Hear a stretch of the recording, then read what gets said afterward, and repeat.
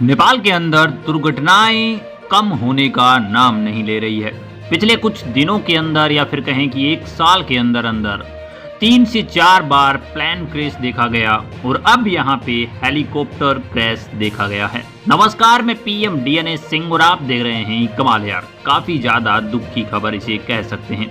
नेपाल के अंदर अब ये माउंट एवरेस्ट के पास का सिचुएशन है जिसके अंदर एक हेलीकॉप्टर क्रैश हुआ है, जिसके अंदर कितने यात्री थे, इसके साथ साथ उन यात्रियों की क्या हालात है और एक्चुअल में ये जो हेलीकॉप्टर क्रैश हुआ है वो कौन सी कंपनी का था, क्या नेपाल का ही था, और अगर हुआ है तो उसका मेन रीजन क्या है, क्यों होता है हर बार ऐसा, क्या कोई प्राकृतिक घटनाओं के कारण या फिर ऐसा सूटेबल एरिया ही नहीं है नेपाल इस तरह के साधनों के लिए। कहने का मतलब हेलीकॉप्टर्स या फिर हम कहें कि एरोप्लेन्स, ये सारी बातें इस वीडियो में करने वाले हैं, तो वीडियो के अंत तक बने रहिए। और अगर आप चैनल पे नए हो चैनल को सब्सक्राइब करके बेल आइकन दबा लीजिए ताकि आपको अपडेट भी सबसे पहले मिल सके। चलिए वीडियो को शुरू करते हैं।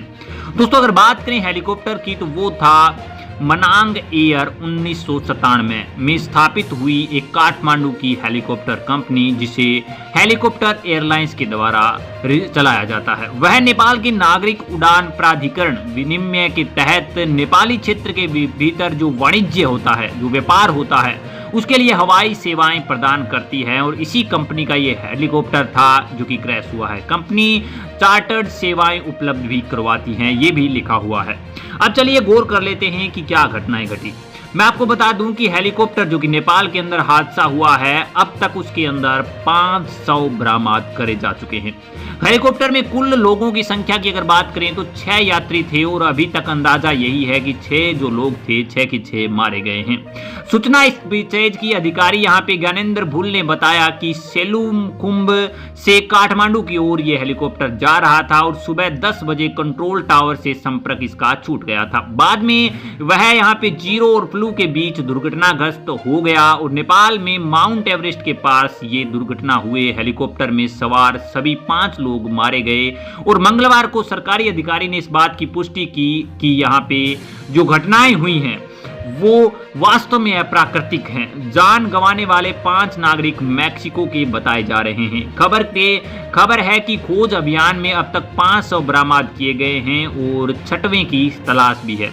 अब यहाँ पे जो तलाश की जा रही है वो कब तक होगा वो अभी नहीं बताया जा सकता। फिलहाल मैक्सिको के नागरिकों की पहचान को उजागर भी नहीं किया गया है ताकि ये हू हल्ला जल्दी से यहाँ पे वायरल ना हो। हेलीकॉप्टर को कैप्टन चेत बहादुर गुरुंग की सवारी में चलाया जा रहा था। नेपाल के मनांग एयर का ये हेलीकॉप्टर मंगलवार सुबह यहाँ पे सोलुखुम्ब जिले के लिखुपिके ग्राम नगर पालिका के लमजुरा में दुर्घटनाग्रस्त हुआ है। और सूचना अधिकारी जो दी थी ज्ञानेंद्र मल्ला ने, वो कहते हैं कि काठमांडू की ओर जा रहे इस हेलीकॉप्टर में कंट्रोल खोने की वजह से पीछे से संपर्क नहीं आया और जिसकी वजह से ये हेलीकॉप्टर दुर्घटनाग्रस्त हुआ है। शेरेपा ने काठमांडू के पोस्ट के अंदर भी बताया है कि स्थानीय लोगों के चिन्हा दाड़ा या फिर हम कहेंगे दुर्घटनाग्रस्त हेलीकॉप्टर की खोज के लिए उनकी सहायता ली गई। आज सुबह से लापता हुए हेलीकॉप्टर की तलाश के लिए लमजुरा दर्रे के क्षेत्र की एक चीजों को छाना और उसके बाद हमें पता चला कि एल्टीट्यूड एयर हेलीकॉप्टर और सुरक्षा अधिकारियों को जो तैनाती मिली थी उसकी कामयाबी मिली और एक्चुअली यह हेलीकॉप्टर मिल गया।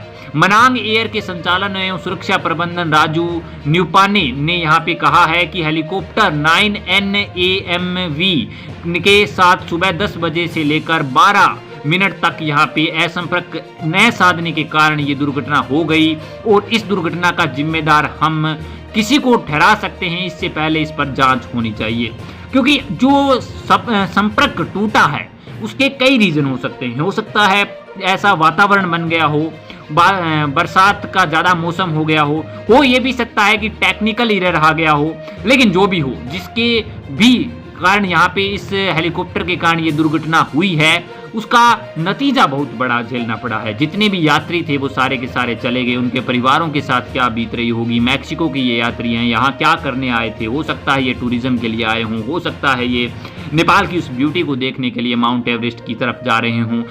हर एक रीजन, हर एक सवाल पैदा होता है और इसकी जांच के बिना हम किसी भी नतीजे तक पहुंच भी नहीं सकते। दोस्तों, क्या आपको लगता है कि कोई लापरवाही हुई है या फिर ये एक नेचुरल दुर्घटना है? अपने विचार कमेंट सेक्शन में जरूर लिखिए। चलिए आज के लिए इतना रखते हैं, आगे कोई नया अपडेट मिलता है फिर आपके सामने हाजिर होंगे। तो वीडियो को लाइक कीजिए, शेयर कीजिए और अगर आप चैनल पर नए हो चैनल को सब्सक्राइब करके बेल ही आइकन दबा लीजिए ताकि आपको अगला अपडेट भी सबसे पहले मिल सके।